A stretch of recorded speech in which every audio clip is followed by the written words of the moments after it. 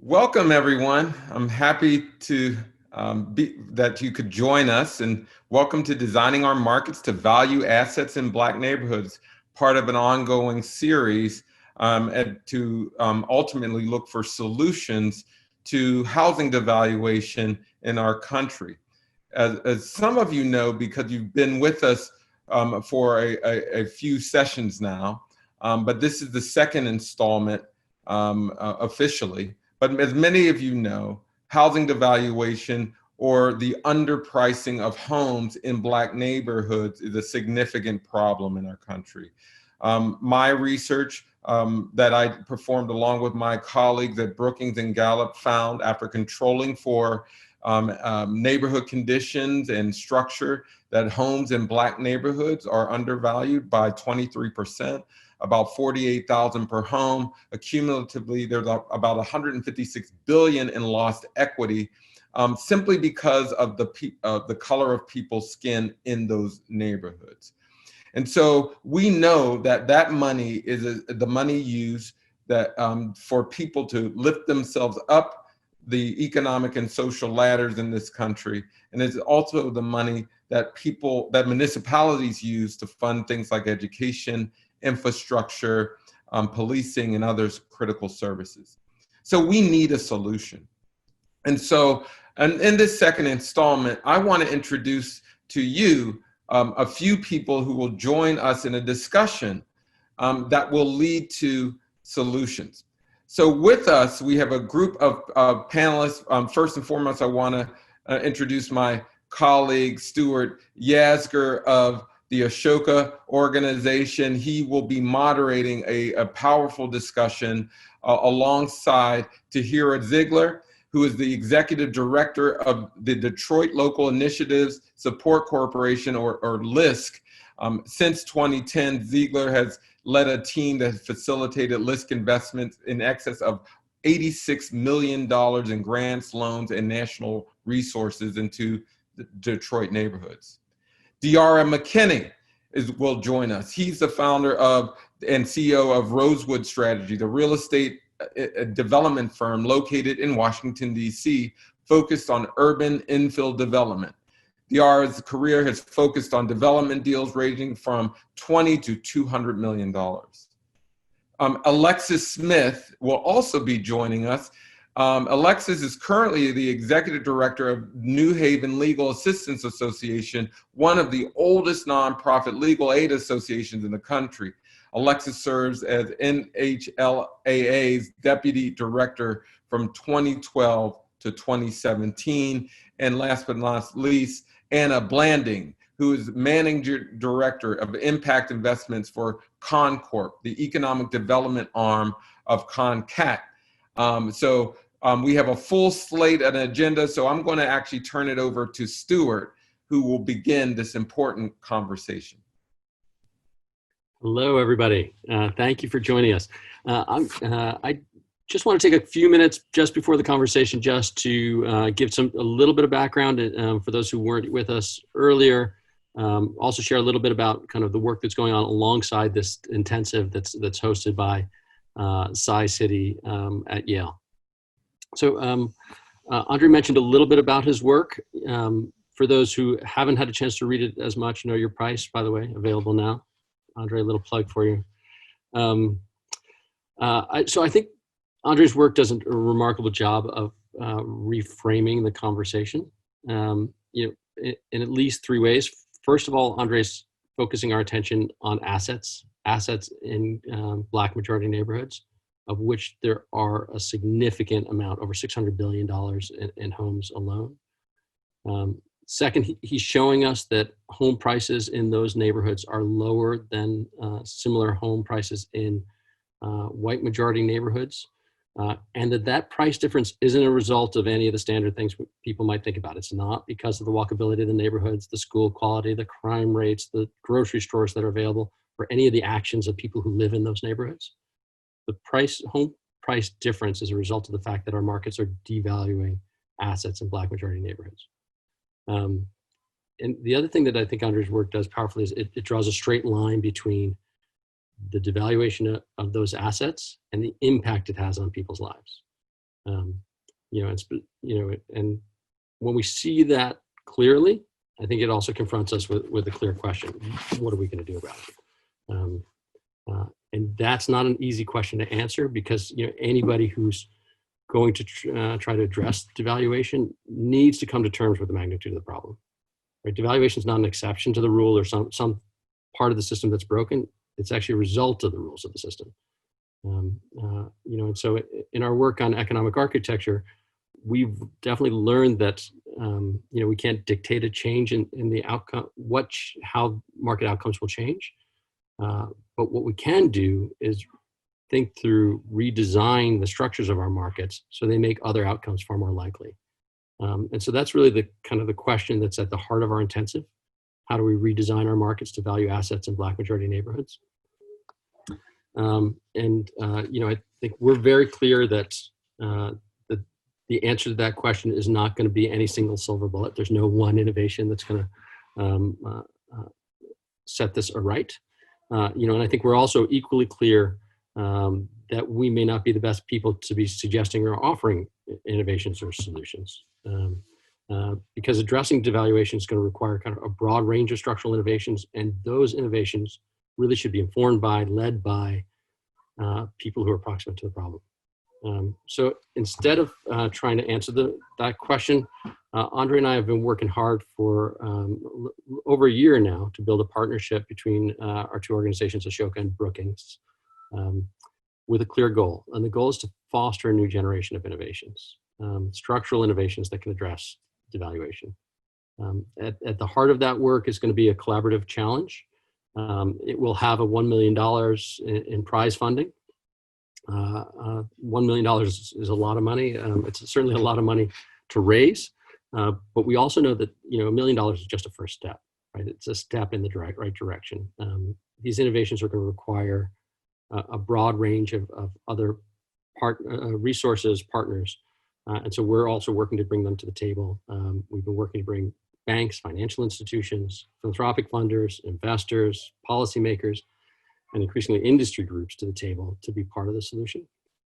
And it's one of the reasons why we wanted to talk to everyone in the Yale community today, because I think Yale as an institution, as people who are at Yale, you also have a really important role to play in this, and we want to invite you to participate. Powerful new ideas for addressing this problem might be on the phone today, on this call today, on this Zoom today. We would love to know it. If this moves you and you want to be involved, we'd love to know it. There could be a role for you to play here. I'm a little cautious of taking too much time. Let me just skip forward, I think, if I can. I want to point out that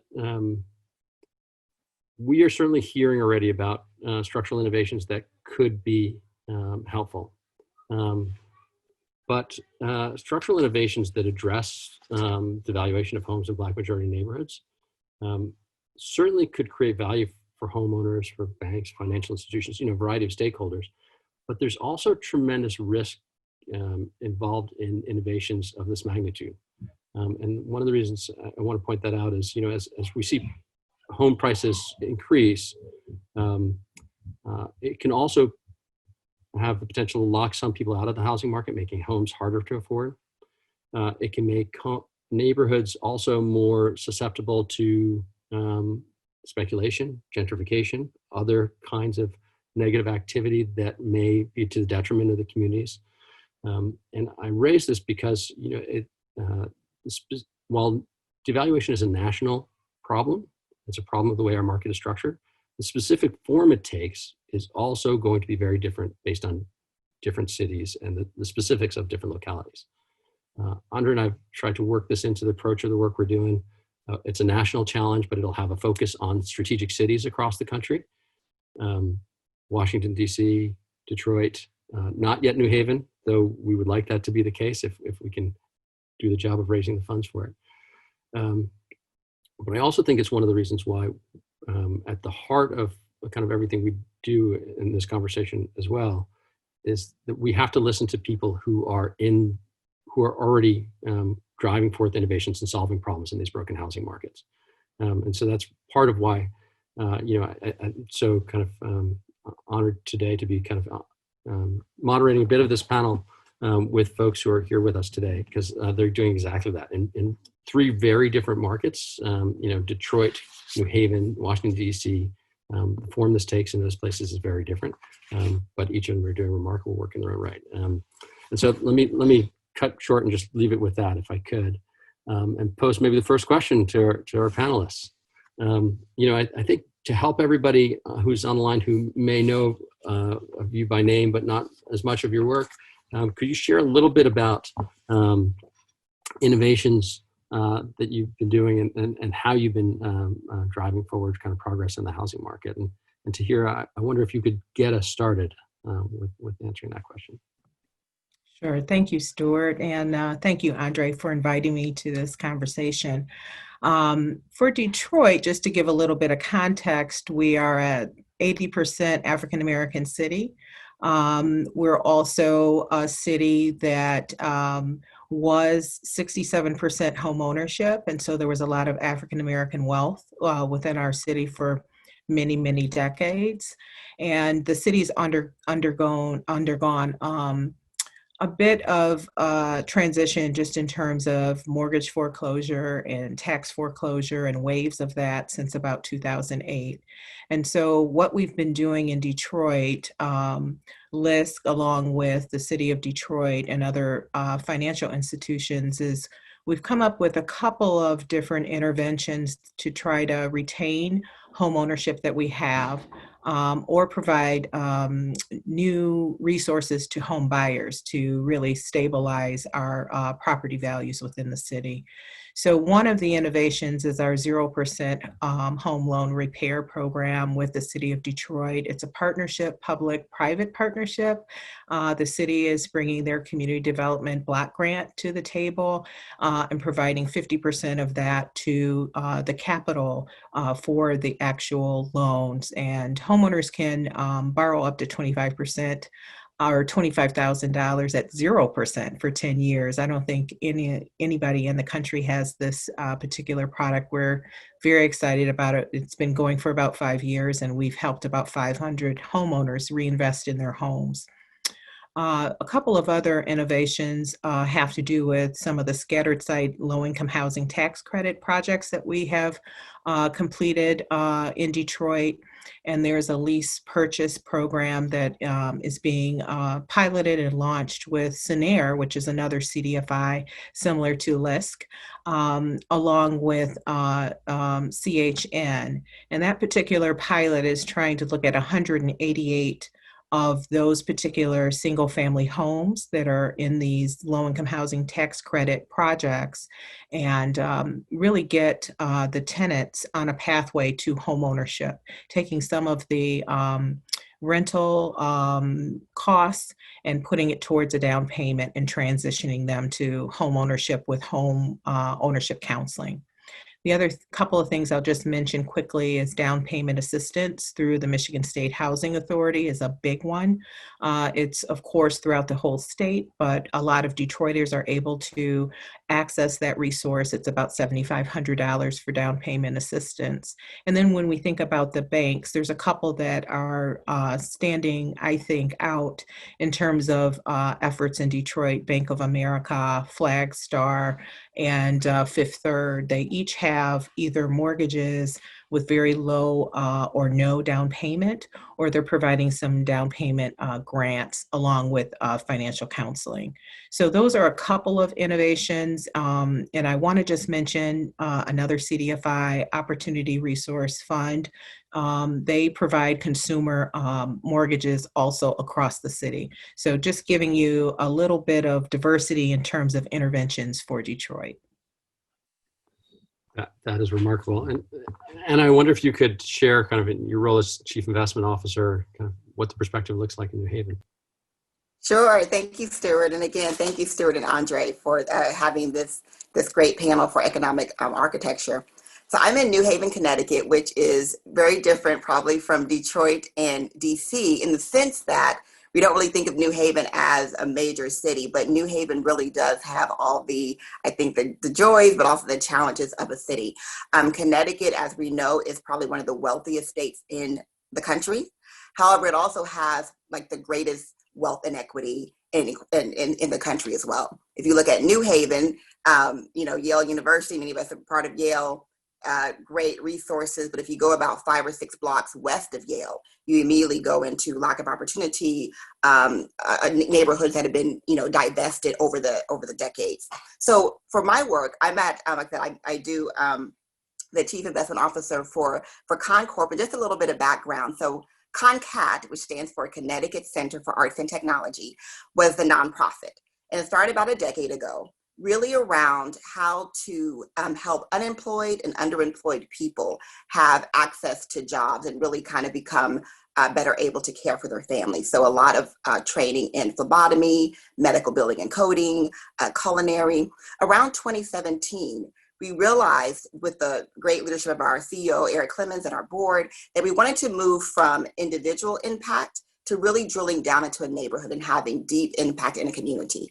So we focus on the New Hallville-Dixwell neighborhood, which is a historic African-American neighborhood in New Haven, has a rich history of arts and culture and jazz, but also, as my colleague said, really also has, extreme poverty, very low homeowners. I think about 20% of the homes are owned in New Hallville-Dixwell area, which is, probably, under half of what's owned in New Haven and the larger Connecticut state.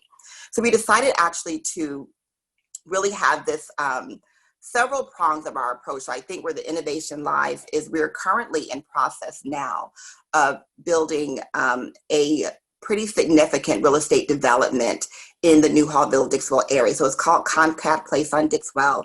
And Dixwell Street is a former strip mall, about 8 acres. And we are in process currently of acquiring all the buildings on that site. We will then raise that site and have a true mixed use live, work, eat, play destination space. It'll be about a $200 million project. It will be about 180 units of housing that would be affordable as well as market rate. We will also have a grocery store, a food hall. There will be health as far as looking at mental health and trauma for young people. There will also be, we'll have quality daycare, and as well as performing arts center, in a lot of business incubation space and office space.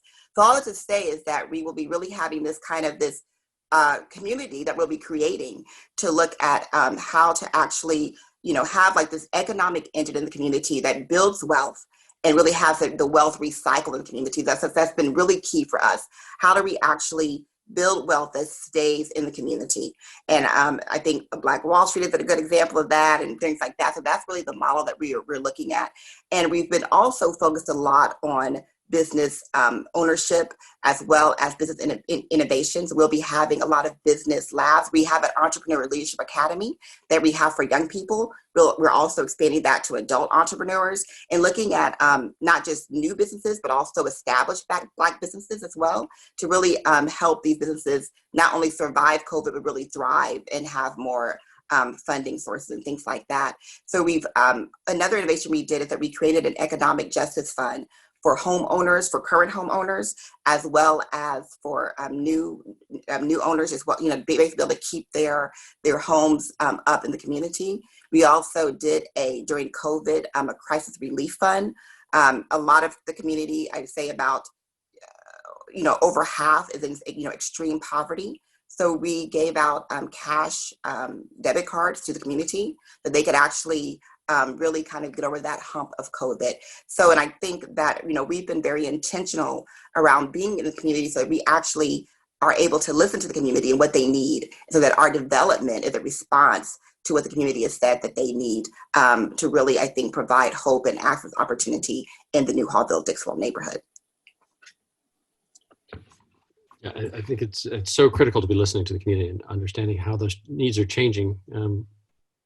Alexis, you have a different perspective on the same community. I wonder if you could share. Yeah, so thank you very much for having me. Anna gave a great overview of our city, New Haven. I think from my perspective, so I'm the executive director at New Haven Legal Assistance, and we are a traditional legal aid office. So we represent people who are low income and very low income in a number of civil matters. And year in and year out, the highest volume of substantive cases that we see are housing related issues. And for the most part, those are folks who are being evicted from their homes, or folks who have housing conditions that need to be remedied by their landlord. And so I think from our work, what we see is, people who are really trying and hungry for affordable housing. For the people that we represent, many are low wage workers, essential workers, and folks who are barely kind of making minimum wage, who can't necessarily afford market rate housing. So I think over the past couple of years, what we've tried to do is New Haven has been a very hot place for development of all kinds, as Anna just talked about. And so I think what we have tried to do is build power within the community so that folks can be involved in the process. So they know this is what's coming. This is how they can advocate for what they need.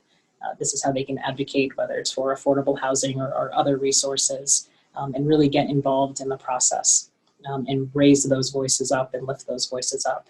I think one thing that we struggle with at Legal Aid, because we represent many individuals, is how can we have kind of a larger impact? Because we represent a lot of individuals, but there are always people who are not going to reach for a variety of reasons. So how can we make kind of larger systemic changes?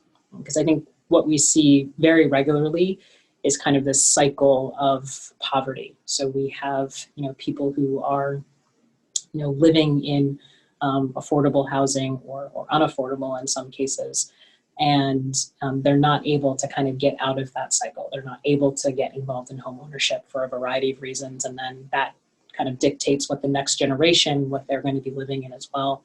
So I think finding those ways that quite frankly, we can partner with other organizations and again, lift those voices in the community up, so that becomes something that's at the table for decision makers to think about and for gatekeepers to think about. A lot of food for thought. DR, and I'm tempted to stop with in each, and kind of could be the jump off point for our conversation, but just to kind of put everything on the table in the beginning, DR, would you just share, because DC, you're working in a totally different context, a different role in a totally different context, but one that's also dramatically impacted. Yeah, so Rosewood Strategies, the company that I founded, is focused on development here in Washington, D.C. And DC it's an interesting city. It's a tri-state area. You have DC, Maryland, Virginia. You also have the seat of the U.S. government here. And you have immense levels of white collar jobs and job stability, even in downturns like now, with COVID going on, is still pretty high. So at the upper ends of the income spectrum. So you actually see here like an unprecedented housing market where housing prices are at all-time highs. For instance, my grandma passed away last year, and my mom just listed the house this past weekend. On Friday, they had over 100 tours. They had 4 pre-inspections and 5 offers all over a 5-day period. And so that is not unheard of in this market. And most houses these days are going above asking prices. And so it's a very interesting environment because there is such a shortage of housing units in the DMV region. The Council of Governments, which is really all the different governments surrounding the nation's capital, including Washington, D.C., has estimated over the next 10 years, we need to create somewhere around 100,000 new housing units. And we're just not at that pace right now. We're currently creating somewhere between 15 and 18,000 a year, kind of depending on the year. So there's an immense amount of demand and not enough supply. Another interesting part about DC is that despite the fact that we're not an island like Manhattan, we experience an island effect when it comes to housing creation and development in general, because we have a height limit. And so if you have a height limit and only so much commercially zoned property, what ends up happening is supply just becomes artificially constrained, and prices also go up. So as far as innovation, how we as a company try to attack this issue is really through a number of different ways. I mean, we look at development both from a jobs creation and community supports perspective, but also from a housing perspective. So from like a community impacts perspective, we really focus on super high impact community development projects. And so, for instance, we built and developed and financed Martha's Table's new headquarters in Ward 8. They were moving from a fully gentrified neighborhood on 14th Street and U Street Northwest to Ward 8, where the need was the greatest. And so we placed Martha's Table, we acquired the land. Martha's Table is the owner, and they will operate there for the next 30, 40, 50 plus years. And they're bringing early childhood development, they're bringing food supports. They're also doing a voucher program, but just effectively handing out checks to folks who need the money, because I think research shows that folks need cash, and when they receive the cash, they spend it on needs. We're doing Community of Hope's new birthing center, which is also a new market tax credit transaction in Ward 5. Ward 5, 7, and 8 in Washington, D.C. Tend to have the lowest income across those wards, and all the issues that come with being in those types of locations.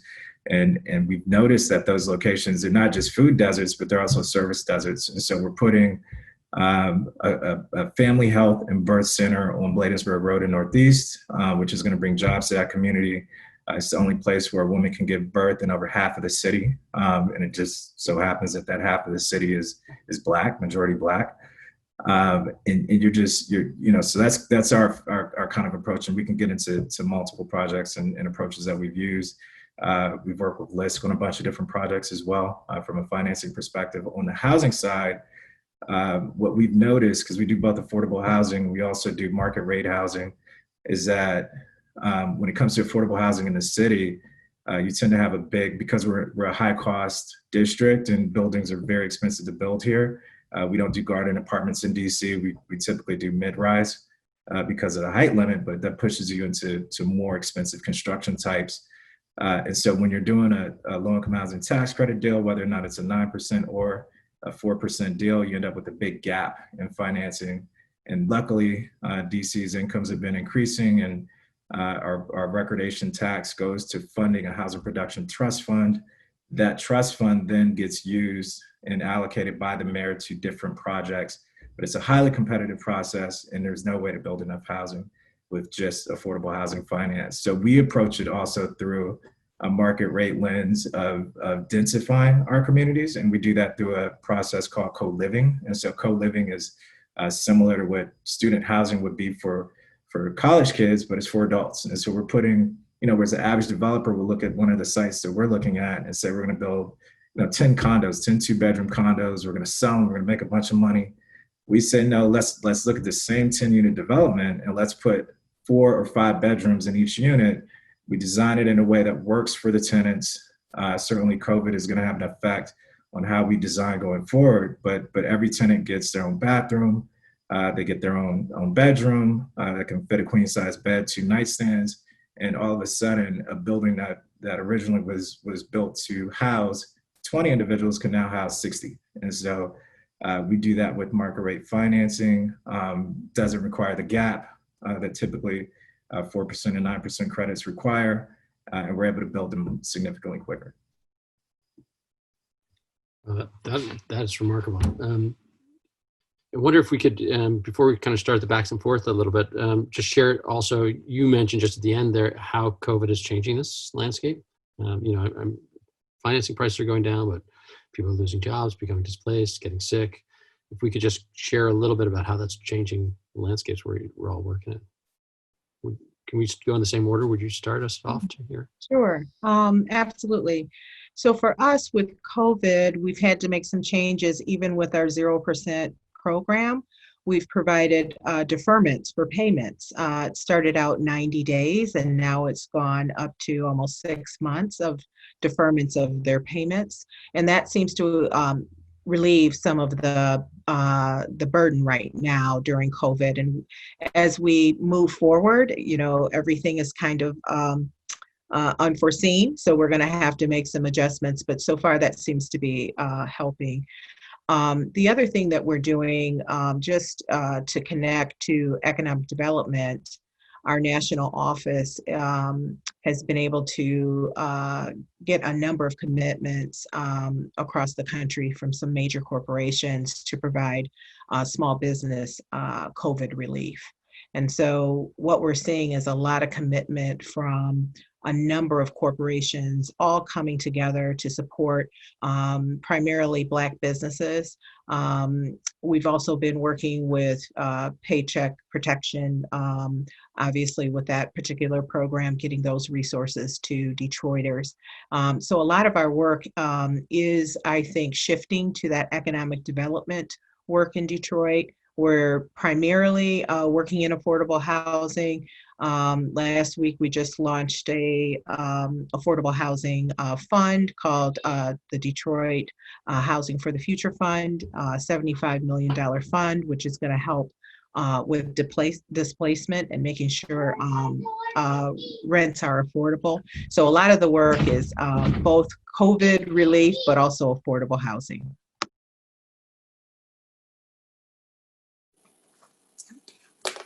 I say for us, what we realized is, COVID really, and I think that, it's not a new thing. It actually just revealed the pandemic of poverty that we have, right? And so it exacerbated a lot of issues that were already in these communities. So one thing that we realized is that, we've always positioned our work to be very responsive to the community. So we did see, and I think, an increase in poverty and things like that. As I mentioned earlier, we became very responsive to the neighborhood that we're in. So we actually started a crisis relief fund. We raised about $1 million in about 4 or 5 weeks. And we actually gave that out in cash to residents in the community. And really a trust-based system, thinking that people know what they need to spend their money on and what they need. So people, we gave out, debit cards to families, over 1,000 families, and they spend them on, on things you think about, housing and medicine and utilities and transportation. And so that was one thing we did. We worked with community partners as well to identify the families that were most in need of the community. We did that, and that was really well received. We also decided to start doing, different PPE distribution at our site. We did food distribution. So we really, I think, not so much change, but really kind of just made sure we were being responsive to the community at the time that they needed it. In addition, we have also, so in Connecticut, across the country, schools shut down. So, and schools in Connecticut are opening, but our city of New Haven decided to still stay remote. So, as you know, most of the residents in our neighborhood are, essential workers. So we actually opened a learning hub in our community, in our building. That actually, so our New Haven school was remote, and we actually started our learning hub where children were able to come to our building, 5 days a week for learning, and they're virtual for tutoring, but also for basic, food and safety and things like that. So all that to say is that seems like it's not really quite not the development part, but what we realize is that, if you're not responsive to people, then you could have a lot of buildings and no one's there to fill them. So we've been really mindful of that. I say on the development end of our work, we started this COVID relief fund. We also realized that, and while the cash to families was really great and useful and necessary, that, if we don't have people rising in their income, that the next pandemic will come or the next recession will come and they'll be right back where they were. So we really have been focusing on how to rebuild the infrastructure of the community so that we can increase wealth, increase income in the community, so that if another recession comes, people are more resilient. So we started this Black Business or Economic Justice Fund, and we are focusing that on existing Black businesses, operation for 24 months and longer. Really, this idea that I think there's about 40% of Black businesses are slated to permanently close during COVID. So we've started this fund to invest grants, but also kind of more equity investments in Black businesses, and as well as supports around the back-end supports, the finance, the accounting, the legal, things like that, helping businesses maybe move some of their products more from in-person to online, helping them have better, higher margin things they're doing. So that's been all work we've been doing to kind of build the infrastructure of the community. As far as our real estate development itself, we've been still going full speed ahead. We're we're doing our master plan, and so that's been going, progressing really well. So we have not really seen a slowing of that during COVID, but it has made us think about just, how we're designing our space, some density issues, what maybe needs should be there. So I'm really happy to say that we kind of did a lot of thinking in the forefront. So therefore, the plan we had I think is very solid and very resilient. And even during COVID, it's still been going forward. And so that's been, really exciting. I think, of course, some of the city departments and things like that, some of those processes of permitting and things have slowed down, but overall it's been really great. And the other thing I would say is that, trying to think, so we really have just been, our big thing is focusing on, meeting needs, being responsive, and really making sure that the community is able to have more resiliency, so that, with the recession we're in, with the health pandemic we're in, that they can still, survive and ultimately thrive as well.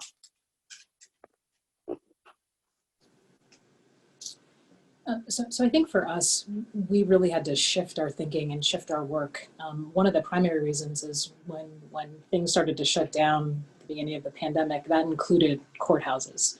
And so the normal way that we go about providing relief for our clients, that avenue wasn't there, with the exception of a very few kinds of cases. So we had to think about, well, how do we keep people safe, right? How do we keep people who are in situations where they might be being, abused and victims of violence, how do we keep them safe? We had to shift our thinking about how do we let people know about what their rights are. Even though the courts have closed, there are still rights that they have. So we started to use social media a lot. We held a lot of different kinds of webinars. We did outreach, whether it was through Zoom or other platforms, to try to get the word out that we were, our physical space was not open and available, but we were still, meeting with people. And one thing that I thought about, in this conversation, and Andre, I think it was you who mentioned in the first panel last week, in talking about the value of home and what home really means, right? And where you live and what goes on there. We try to provide people with safe, decent, and affordable housing. That's what we try to preserve for people. And I think the pandemic really laid bare, what that really means. So what goes on in your home? How do you feel safe? How do you interact with your family? And so one of the things that we have been concerned about is oftentimes the people who we represent in many housing matters, if they are forced to leave, they usually have to go find somewhere else to live. And many times that's with another family member. And in the pandemic, that's not really an option, right? We're really trying to encourage this social distancing and following the guidelines, but we can't have, 2 and 3 families living together. Just because it's not safe. And so that has been a concern of ours throughout the pandemic and going forward. Connecticut, like many states, implemented a moratorium on evictions being filed during the pandemic, and that's still in effect. But we are concerned that once those moratoriums are lifted and landlords are able to file evictions on people, come the beginning of 2021, there will really be a wave that we'll see. And the ripple effect on those individuals who are primarily, again, people living in poverty, people who are low-wage workers. The other thing I'll say is that it also gave us a little bit of an opportunity to reimagine some of the systems and the things that we do, right? We, I think, are caught up in just following things as they are. And we have our justice system set up in a certain way that was set up however many centuries ago, and does that really make sense anymore, right? And finding where the power is and finding these imbalances and really pushing the envelope. And I think it's given us that opportunity to take a step back and pause and think about our role in that as a legal aid organization, and how we intersect with so many of those systems, and how we can think differently and how it can benefit our clients.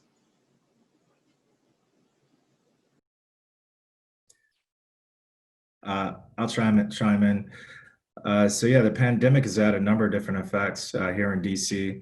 And I'll just build on what Alexis just spoke about on the moratorium on evictions. We also have that here in DC. DC has one of the more tenant-friendly set of regulations surrounding housing in the country. I think we're up there with New York and San Francisco in that regard. It's a great thing, as far as, it's a great approach to help, kind of deal with the high levels of unemployment, specifically with regard to the service sector. I think what we've seen here in DC, it's kind of driven up the amount of delinquencies, rent delinquencies. On the residential side has actually been the commercial side of things. And so we've seen over the last 6 months, I think we're up to 64 restaurants now out of business in the city. And if you just have to imagine, the average for full service restaurant in this city, I think employs somewhere around 20 individuals. And so you're looking at both large restaurant groups, the Hilton Brothers, for instance, which owned, I think it was up to 7 different restaurants, shut down all of their restaurants 2 weeks ago. That's having major ripple effects on unemployment and also on tenants specifically.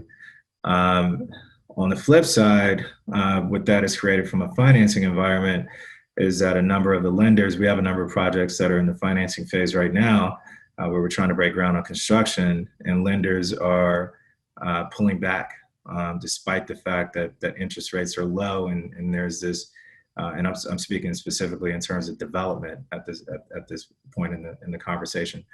For development projects, specifically multifamily, which is where we focus, but certainly you see similar things with regard to other asset types, hospitality, retail, mixed use. You're just seeing lenders, not wanting to put out the loans that they used to put out, despite the fact that we still see them as relatively low risk propositions. And the reason why is because, according to the lenders, tenants, if they're unable to pay rent, once they get into the building in DC, it takes over a year to go through the eviction process. And so when you're looking at traditional vacancy rates and bad debt rates, in DC, typically vacancy is going to be somewhere on a Class A new construction building, somewhere between 3% and 5%, and bad debt somewhere around 1%. And so you can't control for that in your pro forma. How do you underwrite the deal? And lenders are really slowing down their underwriting, and the ultimate net effect of that is less housing. And so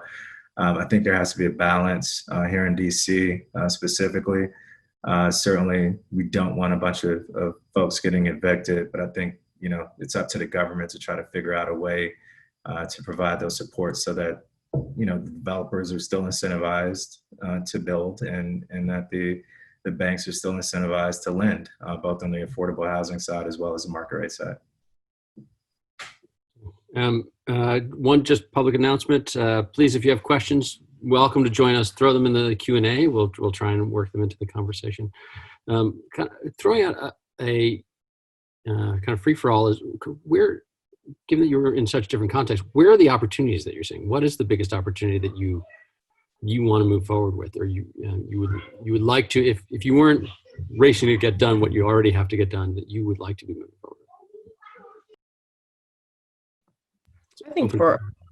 I think for us in Detroit, it's twofold. One is to stabilize home ownership is really important. So we're trying to think of some new strategies for that and what that might look like, especially because we have such a appraisal gap still, even over several years. We're down to 47% in terms of home ownership. So we've dropped 20% here over the past 8 years. The other piece of it for us is making sure that we can support affordable housing, because as certain areas of the city are starting to be revitalized, there is the need for us to make sure that property owners are incentivized to keep those properties affordable. I think this effort around affordability that we just launched with the city of Detroit is something that I think will help with that displacement piece of the work. It's trying to stabilize 12,000 units over the next 5 years. So we've got a rental strategy that we're trying to bring online and moving ahead with that work. Home ownership is a big piece. And then just supporting, and you've heard from some of the panelists around Black businesses. We've had huge, I think, strides and supports over the past 10 years to really bring a lot of Black businesses online. And now those businesses are, at risk because of COVID. And there's also other businesses that are at risk because people are not working in the offices downtown and in Midtown that they were. And so lots of restaurants and dry cleaners and things, other amenities are basically shuttered at this point. And so I think it's really a threefold strategy: affordable housing on the rental side, home ownership, stabilizing that, and then really making sure that businesses have the supports they need.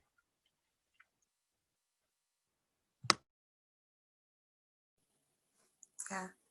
For us, I mean, I think we're kind of living our dream every day, but for us, we're really trying to reimagine Black communities. I think there's a lot of adjectives that get thrown out when we think about, majority Black communities. And we want to make a Black community where we think about, instead of the different negative adjectives, where you think about, hope, opportunity, education, innovation, right? Transformation, this access and opportunity. So that's really, if we have our dream, that's our dream, is that 10 years from now, when we think of this community we're in a lot of Black communities across the country, that we will have them to be like bastions of excellence and fertile soil for young people, and cradle to grave. And so that's really what we spend our our everyday doing, is how to really change that trajectory, that if you're born in a certain zip code or a certain street, that you really think about your life in a different way. And so everything we're doing with the buildings, it really pales in comparison to this symbolism we want to have, as far as how we want people to think about themselves and their communities. And so that's really what we're doing. And we're really, every day thinking about, investing in businesses. We're doing a lot around, and so we've acquired a lot of businesses. We have a grocery market. We are up and running. We have some cafes we're doing. We're really digging deep into some more business investment in the community. Like I said, some newer ideas, but kind of that early stage idea, because we realize that a lot of Black businesses really don't get the capital, at all stages, but definitely at all stages, it's really about, not getting friends and family money, not getting traditional bank financing, not getting venture and equity and things like that. So we're really looking at trying to create this, best in class model for investing in the Black community. I would say also, what would be a dream of mine too, is that really bringing on non-traditional players in the finance space. So, our project, we're definitely doing new markets, and we have a lot of credits and things like that. But we've been really fortunate in that we've brought in a lot of non-traditional people. So we have a lot of impact capital, and we had a foundation that has seeded a lot of our impact capital, and we're really having an innovative way. So what we've done is that they're actually using their capital and is unlocking a line of credit. And so we're, that's been a really great market tool to what we're doing. And I'd say we're getting a lot of national attention on that. So I think the way we're financing has been very innovative. And given that it's such a high community benefits program, we've been able to really kind of get some of that, foundation capital, impact investor capital. We're also in an opportunity zone, So we're creating an opportunity zone fund. which will be, to get real estate and business investment for that. And I would say the other thing we're looking at, the same thing as my colleague said from Detroit, really around this idea of home ownership, but also, keeping people in their home. And the question, I think the elephant in the room really is, and like our dream would be to develop this neighborhood to increase wealth, but yet to really think about how to have it not gentrified. And we think about that every single day. Our leadership team is really around how do we build this amazing kind of live, work, eat, play space, but at the same time where the people that's been there for 30, 40, 50, 60, 70, 80, 90 years, that they actually experience that rising wealth that will inevitably happen with this project and all the projects. So what we're also doing is we're doing a lot of strategic acquisition of real estate to keep real estate affordable in the neighborhood. So we're buying up as things from our market. We're also buying them up to really ensure a level of affordability, but also ensure a level of, I think, that the neighborhood still keeps the flavor, the historic flavor that, has, I think, makes it so great. Yeah, so I'll just build off of what Anna said. I mean, in Connecticut, we have such incredible inequities that exist here. And, New Haven is not alone in that. And so I think finding a way to preserve the vibrancy of a place like New Haven, particularly in our Black neighborhoods, and not gentrifying it, right? Making it so that it is it's open, but it also has a certain flavor to it. I think another thing that I would lift up is as a nonprofit, we rely heavily on philanthropy, right? And so I think there's a role for that sector in these conversations as well, and how can they use their resources and their finances to lift some of these issues up, right? And so how can you find private dollars in the philanthropic spaces, which are having lots of conversations right now about how they can make their work and their donations more towards social justice and racial justice issues. And so I think there's an opportunity to bring them into the conversations as well.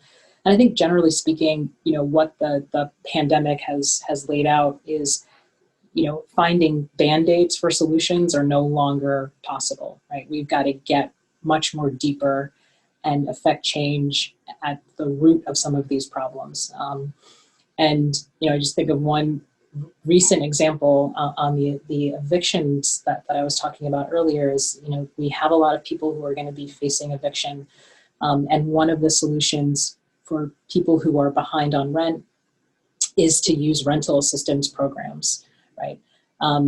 As a way to provide some relief. And that provides some temporary relief, but quite honestly, the dollars that have been allocated, and I think we've seen this, across the country, just are not enough, right? And so really, how do we not only find the money that's going to help, but are there other solutions, right? And there has been this movement here in Connecticut and other places to provide rent relief and make it so that people are not paying rent for a period of time, just so that they can catch up and figure out a way to move forward in a way that makes sense, right? So how can we think about those solutions in a different way as opposed to just kind of covering them up temporarily? Yep, I'll chime in. So I also get excited about home ownership projects. We just closed a project 2 weeks ago, closed on construction financing using a pretty, kind of radical approach. LISC ended up doing the first trust there, and we were able to. It was a property we were buying from DC government, and we're able to get DC to put in some of that housing production trust fund money into a home ownership project. There are no specific programs in DC focused on home ownership from a government perspective. Most of the programs here are focused on rental housing, low-income housing, tax credits, things of that nature. And so we get excited about placing home ownership projects. And this project was 26 individual family size units. We brought in an amazing architect. We get excited about design and bringing high quality architecture to affordable housing projects. We don't believe that affordable housing should be able to be identified as affordable housing when you're driving down the street. And so we brought in this young architect out of New York, out of Harlem, called Moss, and designed just what we think is going to be a fantastic home ownership project